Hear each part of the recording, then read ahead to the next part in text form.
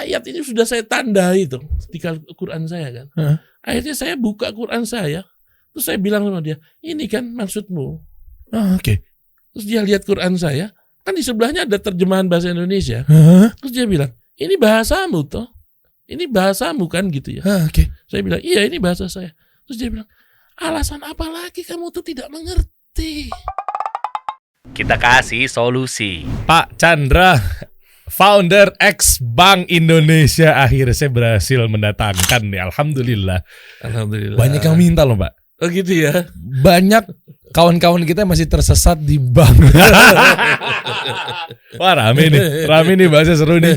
Waduh, ini komunitas pegawai lembaga ribawi. Artinya nggak bank doang ya? Enggak, jadi semua lembaga ribawi. Oke. Ya. Cabut.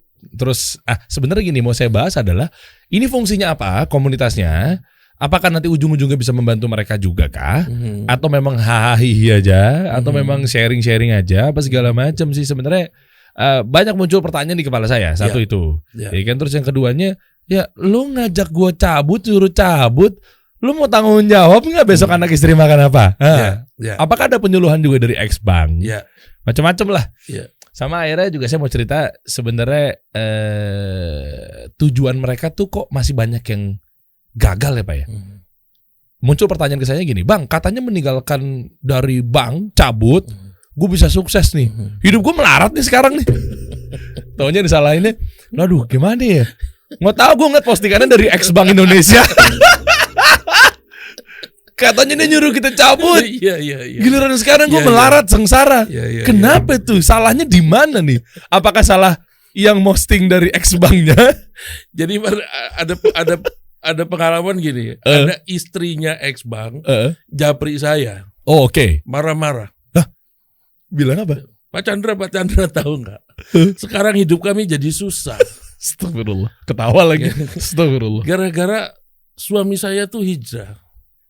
Terus saya tanya, lah kenapa hijrah? Ya gara-gara X Bank. Wah. Jadi saya bilang, ya niatnya aja salah. Hijrah kok gara-gara X Bank, saya bilang. Wah, kebantah nih, mantap. Iya, langsung kebantah. Agak susah saya bilang. Niatnya aja salah. Oke. Ya hijrah gara-gara X Bank. Hijrah tuh karena Allah. Ini poinnya. Bukan karena X Bank. Gitu kan. Tapi kan pasti banyak disalahin orang kan Pak ya. Lah iya, karena kan tadi. Nah makanya ini kan tadi banyak sekali pertanyaan gitu ya. Nanti jawabnya satu persatu maksud saya. Satu, ya. Saya banyak numpuk pertanyaan aja, pelan-pelan aja biar orang tahu apa sih pembahasan yang mau dibahas di sini ya. Sama akhirnya saya juga penasarannya gini, nanti mungkin bisa dijauh di belakang lah Pak ya. Dengan ada seperti ini banyak diserang sama instansi bank-bank BUMN atau apa nggak sih dengan adanya? Ini gede loh 583. Ini 1,5 juta loh Pak. Anda mengelabui, kasar banget kayaknya. 1,5 juta loh. Follower saya yang jauh banget dari ini loh. Saya pribadi 100 ribuan, nggak nyampe segini. Itu nyampe pasti kan? Nyampe, jujur nyampe kan ke dirut bank A B C D E, nyampe dong. Ya kalau nyampe alhamdulillah. Berarti kan justru itu tujuannya. Kan tugas kami itu kan cuma menyampaikan toh. Oke. Gitu toh. Oke. Berhasil atau tidak kan bukan urusan kami gitu loh. Iya enggak? Iya. Itu ya tergantung Allah nanti berkehendak seperti apa. Oke. Jadi ya tugasnya menyampaikan, ya disampaikan saja. Oh yang larang ngeriba itu kan bukan X Bank. Wah, yang larang riba kan Allah gitu loh. Kami cuma menyampaikan. Oh Rasulullah aja juga cuma menyampaikan kata Allah. Jadi jangan sedih kalau ada yang nggak terpengaruh gitu. Okay. Lakukan aja tugasnya. Bank syariah ada nggak sih Pak di Indonesia?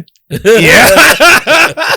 Yang betul-betul syariah. Bocorannya katanya malah justru anggota di sini yang paling banyaknya dari bank syariah. Kalau dari bank syariah anggota X Bank itu 11%. 11%-nya? Iya, jadi kalau sekarang ada 25 ribuan orang, 11%, 10% aja 2.500-an ya.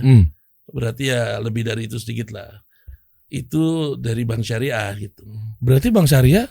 Ya, kalau saya sih tanya sama mereka ya, kalau saya tanya, loh kamu kenapa? Kok keluar kan kamu udah di bank syariah gitu ya. Oke. Ini saya tanya sama mereka ya. Oke. sebagian besar jawabnya, wah sama aja Pak.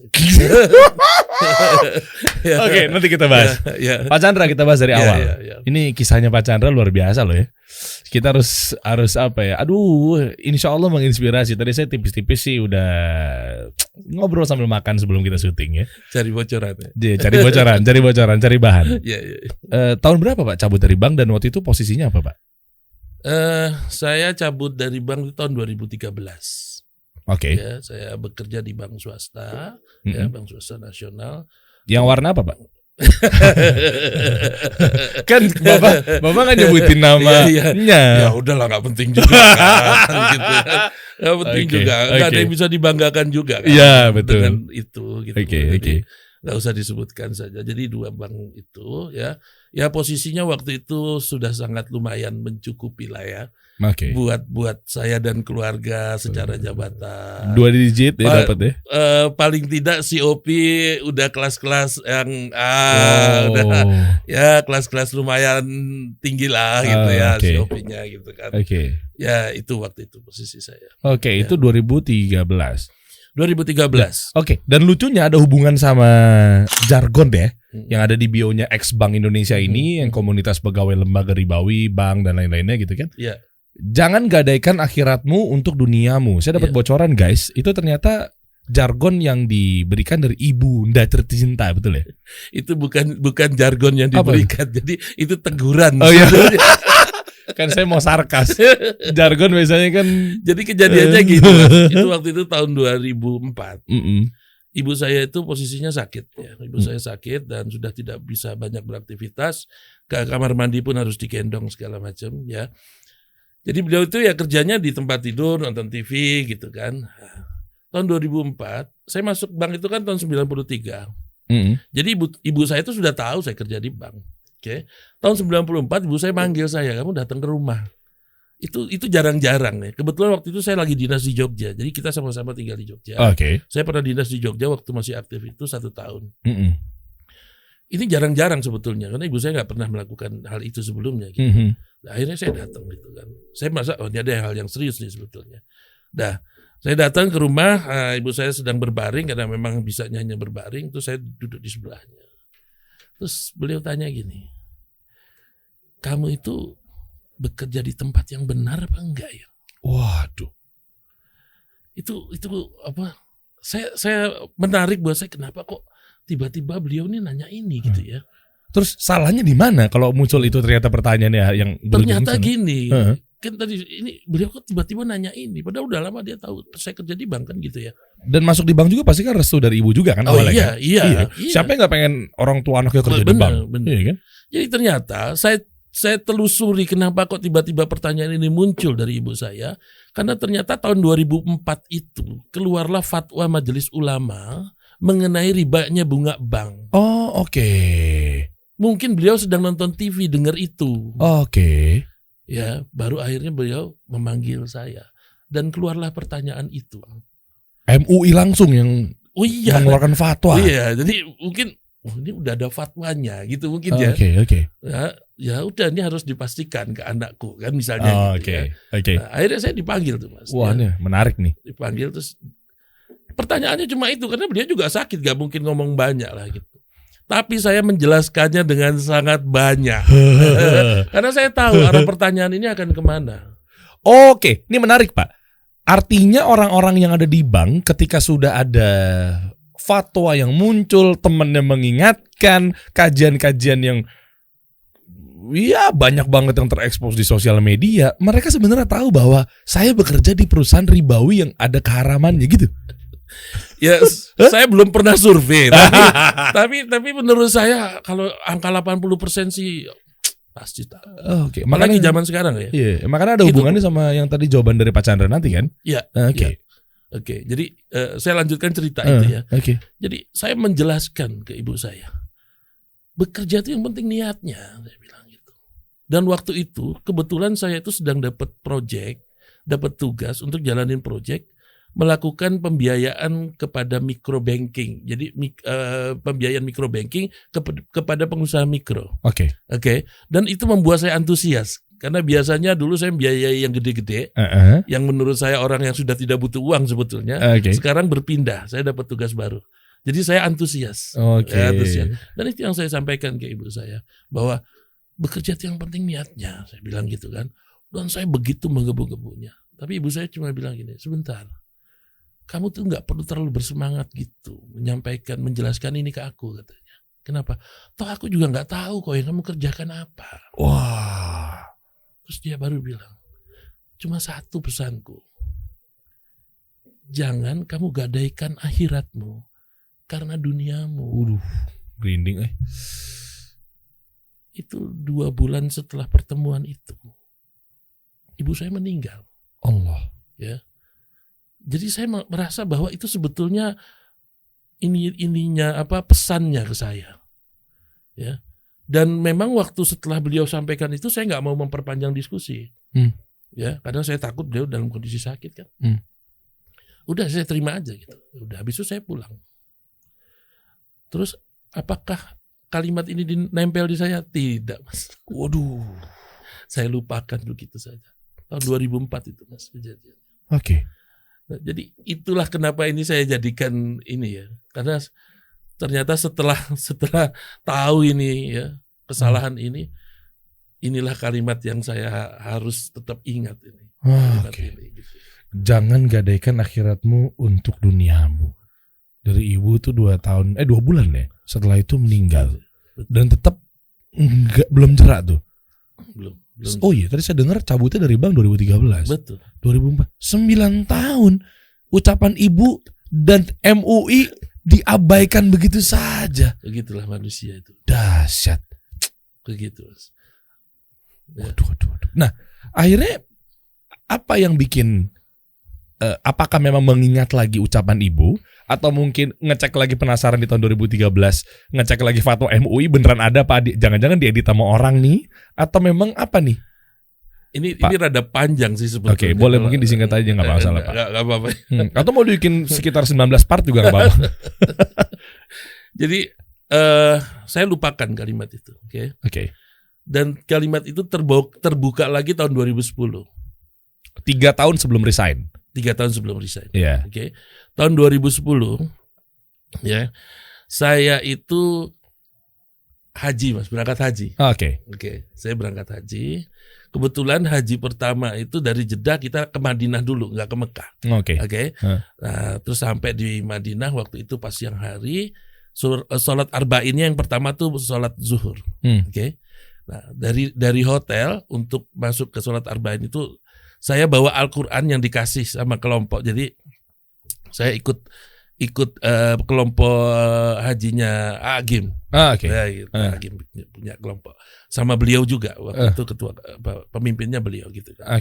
Nah, kami itu dikasih Al-Quran baru, Mas, masih dalam plastik gitu kan. Itu saya buka sambil jalan ke masjid. Habis selesai sholat zuhur, saya iseng-iseng nih, Ini kalau saya buka acak, ya ini surat apa sih gitu ya. Ya biasa iseng-iseng biasa, gitu kan. Iya. Saya juga pernah begitu tuh. Iya. Saya buka acak, Al-Baqarah. Al-Baqarah. Oke. Nggak baca, enggak. Saya memang nggak mau tidak berniat membaca dari situ. Saya berniatnya membacanya dari Al-Fatihah. Oke. Al-Baqarah. Nah, besoknya saya ulangi lagi. Oke. Ternyata sama Al-Baqarah juga. Oke. Mungkin karena kemarin sudah kebuka. Jadi dia terbuka lagi kan. Meskipun ayatnya berbeda. Saya kurang tahu ayatnya berbeda apa enggak. Tapi yang kedua ini mengakibatkan saya tertarik untuk ini apa sih? Yang ayat apa? Mulai saya baca. Nah, itu Quran kan ada terjemahannya tuh. Ya, jadi Qurannya huruf Arabnya ada terjemahannya. Saya baca. Itu Al-Baqarah 275. Wow. Terus saya coba ini ayat apa gitu kan? Saya belum tahu, Mas. Oh, ini ngomongin riba nih ternyata ayat ini gitu. Nah, begitu saya ini ngomongin riba. Itu kalimat itu kayak keluar. Kayak memenuhi kepala saya.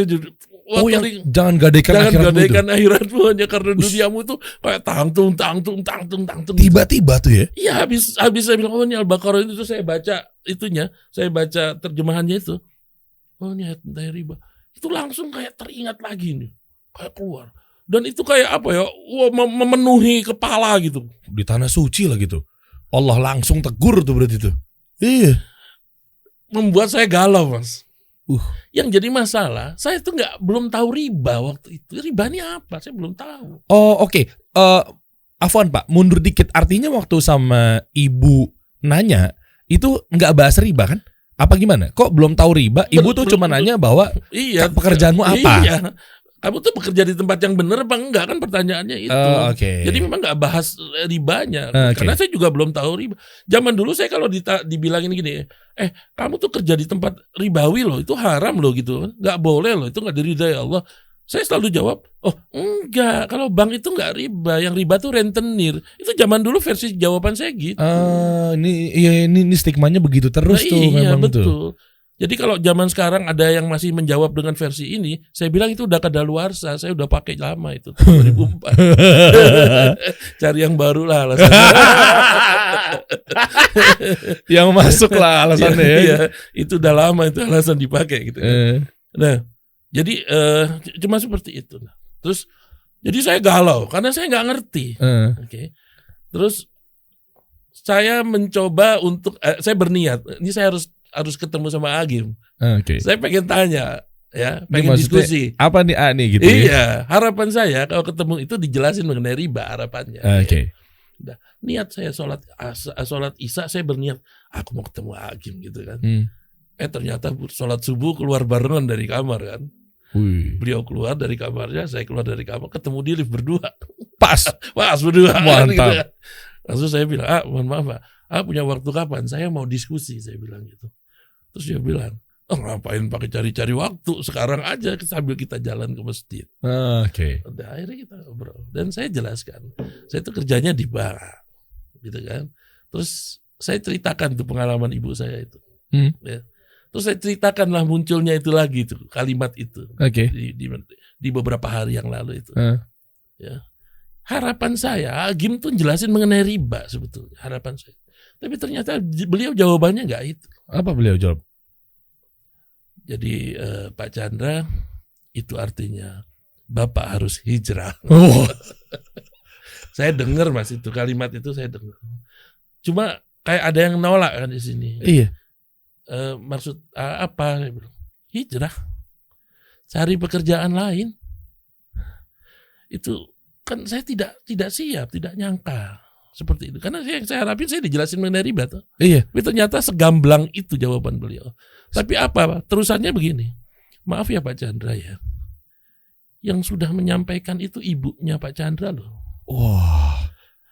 Bapak nunggu siapa lagi makhluk di dunia ini yang harus ngingetin? Nunggu siapa lagi? Itu udah ibu loh kata. Berasa banget ya. Nunggu siapa lagi? Temen masih oke lah. Ada sahabat masih oke lah. Ada adik, ada kakak, sepupu terus. Ini udah orang tua, ibu. Dan setelah itu udah masuk masjid, udah bisa. Dan kayaknya memang beliau tuh tidak mau mendiskusikan ke saya. Kenapa? Karena setelah itu saya mencoba 3 kali lagi ketemu beliau. Jadi kalau kita mau keluar tuh kan biasa kan ada turnya gitu ya. Mau beli korma, mau ke Masjid Kuba gitu kan, naik bis gitu kan. Itu kebetulan beliau tuh di bis saya. Dan selalu duduknya di belakang gitu. Jadi kalau saya lihat, beliau udah ada di belakang, terus saya menghampiri. Tapi kalau dari jauh, beliau udah lihat saya. Masih yang kemarin, mau tanya yang kemarin. Ya jawabannya sama. Suruh cabut. Jawabannya sama. Dan itu 3 kali. 3 kali ya? 3 kali begitu. Selesai buat saya? Tidak. Buat saya itu tidak selesai. Malah saya semakin gak jelas. 2010 kan? Iya. Artinya 3 tahun. Kalau saya rekap ya, perjalanan dari 2004 sampai ke 2010, sampai ke 2013, 2010-an lah ya. Artinya selama 3 tahun itu berarti total ya, kalau dari 2004 ditotalin tuh, itu udah dari nasihat dari ibu, nasihat dari MUI, nasihat dari Agim. Tetep aja dicuekin tuh. Ada lagi nih. Apa? Itu kan galau di Madinah. Galaunya itu gak selesai-selesai kan. Oke. Itu berapa hari saya di sana, aduh gak jelas deh pokoknya. Hari terakhir nih di Madinah. Jadi waktu itu pas sholat maghrib, saya memutuskan untuk tidak pulang ke hotel. Padahal itu pasti jamaah pulang karena mau makan malam. Oke. Ya, orang kan makan malam kan juga ngantri ya. Jadi kebanyakan orang pulang. Jadi Masjid Nabawi itu demikian sepi dan wah itu nyaman banget ya. Luas, sepi, nyaman Dingin, gitu, ya, kan? dingin gitu kan. Udah. Kenapa saya nggak makan malam? Karena saya mau makan kebab itu. Jadi ada orang jual kebab di pinggir di sebelah hotel. Banyak, kok banyak. rame gitu kan. Jadi ntar saya makan kebab aja, saya nggak pulang. Udah. Karena sepi saya tidur berbaring sambil baca Quran saya tadi tuh. Berbaring gitu ya. 10 menit lah ya saya berbaring. Dari sebelah kanan itu ada 3 orang. Ini perawakannya kayak orang Arab. Orang penduduk sana? Saya kurang tahu. Oke. Pokoknya perawakannya kayak orang Arab. Yang satu orang tua. Yang 2 muda. Jadi bertiga mereka. Yang tua tuh jalan di depan yang muda tuh. Jalan. Saya lagi baring. Yang tua itu mendekat ke saya. Terus dia coel-coel ininya saya. Boleh saya duduk di sebelah kamu katanya. Pakai bahasa Inggris sederhana gitu. Boleh saya duduk sebelah kamu gitu ya. Itu kalau saya mau jahil Mas, saya bisa bilang ini. Mohon maaf ya. Itu sana sepi gitu. Kan luas nih.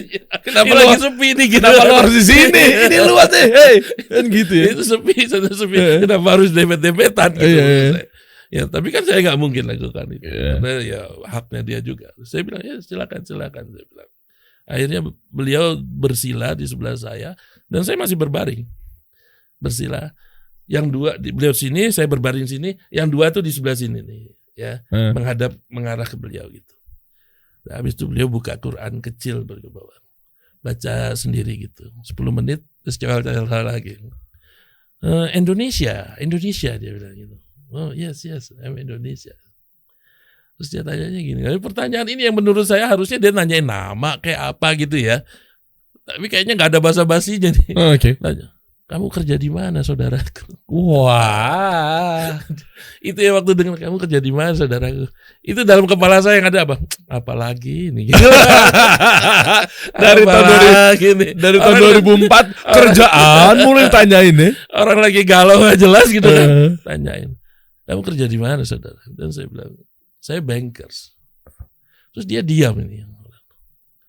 Sampai dia bilang, kamu bekerja di tempat yang salah saudaraku. Wah. Itu waktu yang Tuhan ngomong itu Mas. Itu yang muda berdiri ke arah saya. Saya itu masih berbaring Mas. Suruh saya duduk. Ya memang kurang ajar ini ada orang tua kok ngomong di sini kan. Saya berbaring. Udah akhirnya saya duduk di sebelahnya sama, jadi bersandingan gitu ya, sama yang tua. Terus dia lanjutkan lagi. Untuk apa kamu jauh-jauh datang dari Indonesia ke sini? Dia bilang. Saya yakin kamu datang ke sini karena kamu percaya sama Allah. Tapi saya heran sama kamu. Kamu percaya sama Allah, tapi kamu tidak percaya sama kalimat Allah. Itu Quran yang kecilnya dia buka. Al-Baqarah 275 tuh. Dan dia coba menjelaskan ke saya itu. Oke. Pakai bahasa Inggris itu. Ini kan ayat ini sudah saya tandai itu di Quran saya kan. Akhirnya saya buka Quran saya, terus saya bilang sama dia, ini kan maksudmu. Oke. Terus dia lihat Quran saya, kan di sebelahnya ada terjemahan bahasa Indonesia. Terus dia bilang, ini bahasamu toh. Ini bahasamu kan gitu ya. Oke. Saya bilang, iya ini bahasa saya. Terus dia bilang, alasan apa lagi kamu tuh tidak mengerti? Waduh. Kamu bekerja di tempat yang salah. Yang ada apa? Yang ada ini berhari-hari kan tidak jelas perasaan saya. Dan menurut saya itulah penutupnya. Semua terjawab. Waktu ibu saya tanya, kamu tuh bekerja di tempat yang benar apa enggak? Yang jawab bapak tua ini toh. Kamu bekerja di tempat yang salah. Oke.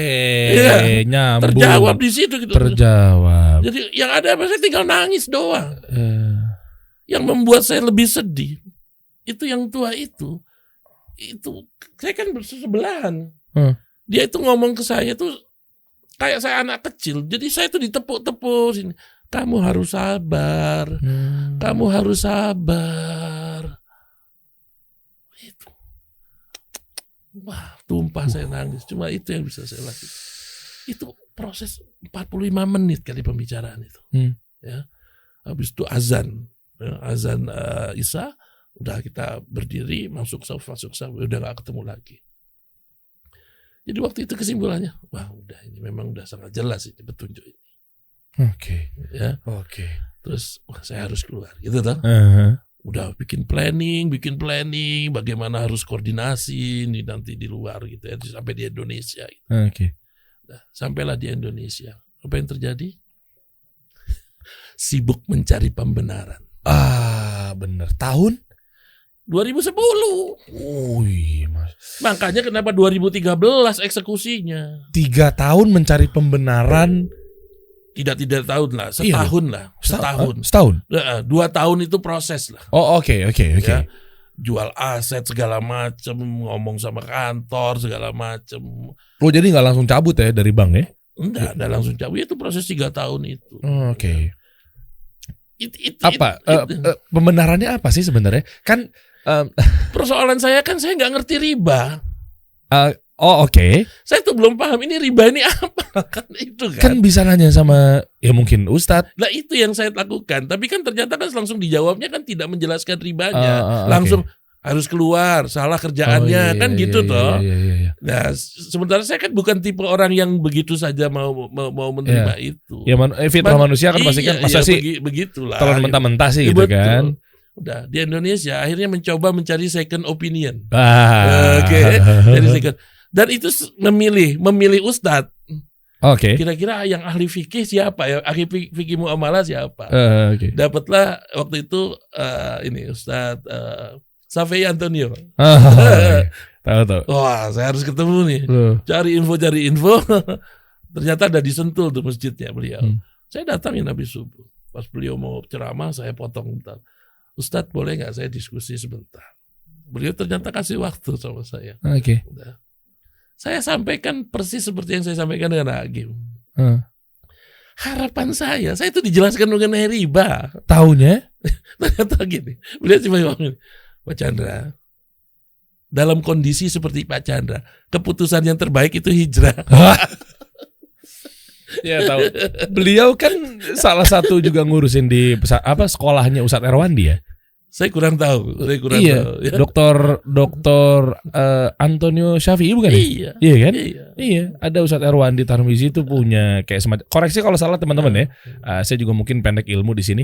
Itu ada kayak yayasan, pesantren atau sekolah tentang begitulah kurang lebih. Beliau salah satu di situ juga gitu, kontributor lah ya.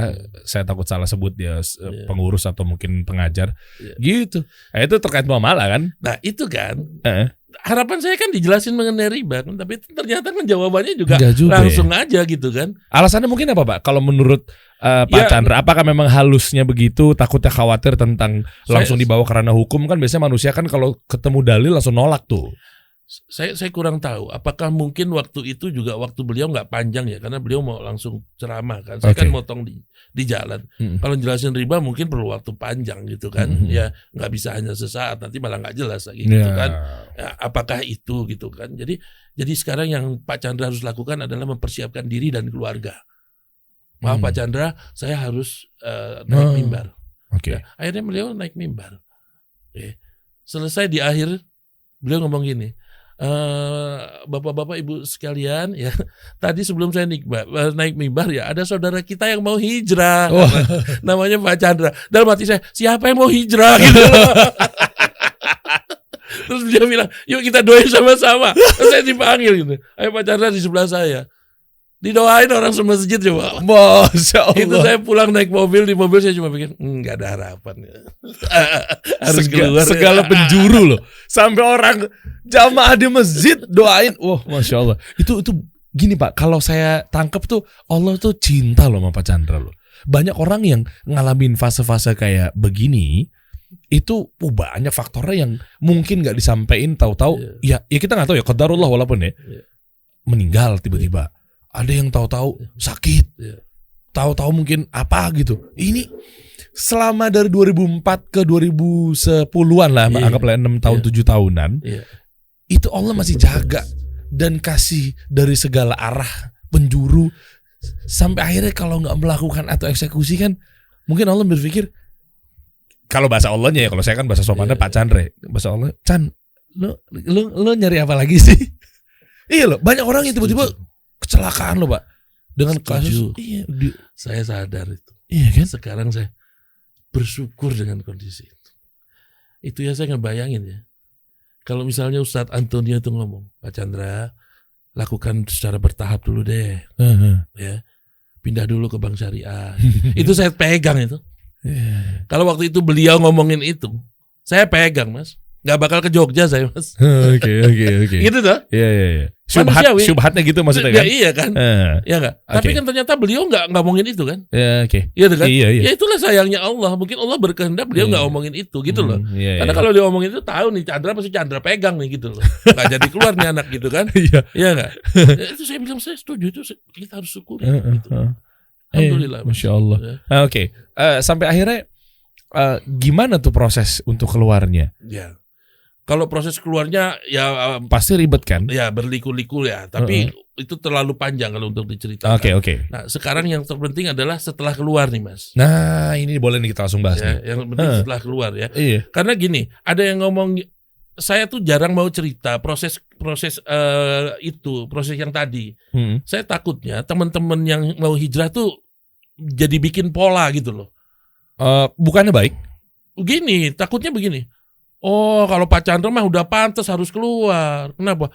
Ya udah sampai segitu petunjuknya. Nah, kalau saya kan belum. Nah, ini yang saya takut gitu loh. Bukan, maksud saya lebih kepada tips and trick sebelum dia keluar, apa yang dia persiapkan. Nah, itu maksudnya. Oke, ya, yang ini aja ya. Yang tadi ini. setuju sih, yang tadi setuju. Jadi ini buat nutup yang tadi. Saya cuma bilang begini, teman-teman sekalian, ya. Cara Allah memberi petunjuk itu bermacam-macam. Oke, bisa jadi saya dengan yang lain akan berbeda-beda. Ya. Tapi itu nggak penting sebetulnya. Yang terpenting adalah kita bisa membaca sinyalnya Allah itu. Nah, gitu kan? Setelah kita baca sinyalnya Allah, terus kita putuskan ini, gitu kan? Nah, sekarang persiapan untuk keluarnya nih, saya cerita nih. Ya, jadi ini yang saya bilang, ini juga termasuk kenapa terus komunitas X-Bank ini saya konsep. Ya, karena kejadiannya itu, saya bilang ternyata hijrah saya itu 2 jilid gitu. 2 jilid. Iya, ada jilid pertama, ada jilid kedua gitu. Ya. Sebentar, artinya kalau ada 2 jilid, berarti ada yang salah dong. Lah iya, ini iya dong. Iya, ini kalau ibarat kan kalau cuma 1 jilid berhasil. Kenapa harus 2? Berarti ada yang salah dong. Ya, jadi ibarat Kopingho gitu ya. Jilid pertama itu masih bego. Jadi kalau berkelahi kalah terus gitu kan. Nah, terus jilid keduanya sudah rada pinter gitu kan. Apa yang terjadi? Jadi buat orang hijrah, saya keluar itu saya itu paling ideal Mas kondisinya. Kenapa? Saya cerita sedikit ya Mas. Jadi saya waktu di Jogja itu udah sempet merintis satu usaha Mas. Usaha apa tuh? Usaha kaki limaan, jual bubur ayam. Oke. Waktu tahun 2000, saya buat itu tahun 2004 tuh. Ya.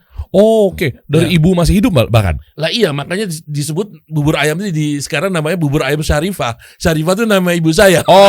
Jadi waktu saya mau buka bubur, ibu saya seminggu sebelumnya meninggal dunia. Makanya terus mau dikasih nama apa? Nama ibu aja gitu kan. Jadi bubur ayam Syarifah tuh kalau di Jogja sekarang. Ya. Nah, jadi saya sudah merintis itu tahun 2004. Tahun 2013 saya sudah punya 5 cabang, Mas. Wow. Dan itu untung semua 5 cabang itu, walaupun versi kaki 5 ya. Kaki 5 kan kalau untung jalan. Ya alhamdulillah lah. Masya Allah. Paling tidak bisa mengkaryakan orang, mempekerjakan orang gitu kan. Nah, itu posisi tahun 2013. Jadi saya keluar itu memang saya sudah merintis usaha jauh sebelumnya. Kenapa saya kok bilang saya itu paling ideal untuk keluar, untuk hijrah? Karena saya itu sudah punya usaha yang umurnya 9 tahun. Dan 5 cabang pula. Dan 5 cabang. Untung pula. Iya kan? Sementara mungkin teman-teman saya yang sekarang ini mau keluar masih sibuk mikirin kan. Habis itu mau ngapain? Ini poinnya. Jadi yang pertama saya sebut ideal. Karena saya sudah punya usaha, itu ideal. Iya. Buat orang hijrah itu ideal. Oke, setuju. Oke? Setuju. Karena akan kehilangan penghasilan toh. Iya. Oke. Oke. Tapi sudah siap dengan yang ini kan? Oh iya Gitu dong. kan? Oke. Aman itu. Nah, itu satu yang membuat saya posisinya ideal untuk keluar. Oke. Terus yang kedua, saya punya uang Mas waktu itu karena saya jual rumah. Ya. Oke.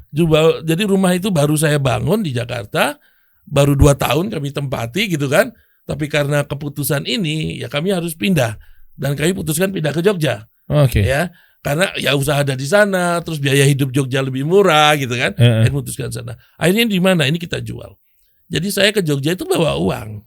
Waduh, Oke. idealnya 2 loh Pak Chandra loh. Dua. Bisnis yang berjalan, untung 5 cabang dan aset yang dimilikin. Betul. Itu mah udah cabut dari bank aja udah cakep tuh. Betul.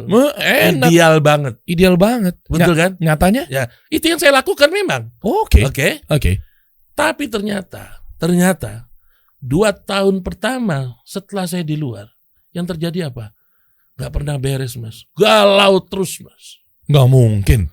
Masa galau? Kan usaha tinggal jalanin existing. Nih, kita ini kan orang bank sok-sokan kan jago Excel, semua sudah dihitung gitu loh. Iya. Yang saya lakukan apa waktu keluar? Sampai di Jogja yang saya lakukan karena saya sudah punya usaha, saya juga ada uang yang saya bawa. Yang saya lakukan ngutak-ngutik Excel.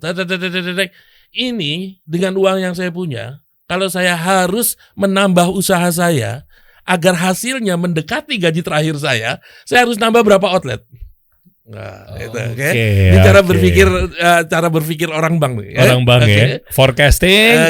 Untuk ngejar tadinya kan gue penghasilannya kan udah aman segini nih. Betul. Sekarang gue belum nutupin itu. Artinya untuk scale up buat bisa seperti yang gue rasakan zamannya kan gue udah dari bank nih, gue hijrah cabut. Yo sayang banget nih penghasilannya per bulan segini nih. Gue harus ngejar biar kayak gitu lagi, baru tuh aman tuh hijrahnya. Betul ya. Oke. Keputusannya nambah 6 outlet baru. Setelah dihitung-hitung financial modeling ketemunya 6 cabang. Oke. Wow. Bisa saya buat karena saya bawa uang. Oke. Iya dong. Dan standar dari yang 6 ini saya tingkatin dikit dari yang 5 Mas. Jadi brandingan misalnya, ya. Jadi misalnya gini, yang 5 nggak pakai seragam anak-anaknya.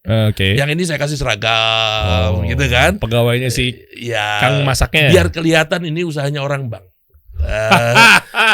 Yang lain sewa tempat, misalnya pelataran parkir.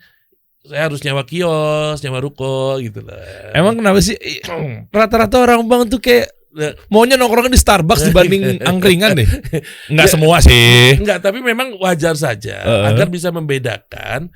Kalau tukang bubur begini, tapi kalau tukang bubur yang dari bank harusnya lebih baik dong. Kan wajar aja dong gitu kan. Oke. Nah, udah saya lakukan itu.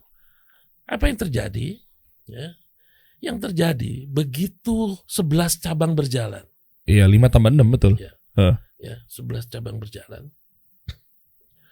Hasilnya yang 5 tadinya untungnya kan harus nutupin biaya yang 6 toh.